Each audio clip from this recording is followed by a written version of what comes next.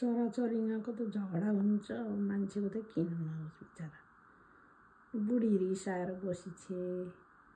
बुढोले फकाए कराए त्यो पनि मान्छेलाई देख्दा बित्तिकै चुप्पा लाग्ने कि यिनीहरूलाई नि शरम लाग्छ होला नि त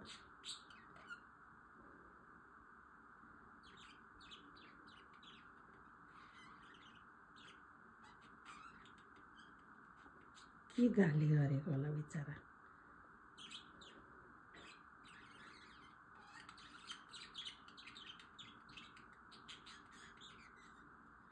त्यसै कि कति जान्ने पल्टेको र त किन गाली गरिसस् तर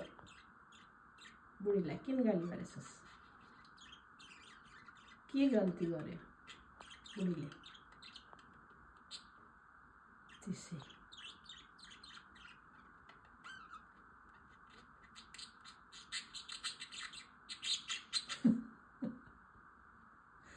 त्यसै गाली गर्ने बिचरा त्यो पो बसिछ त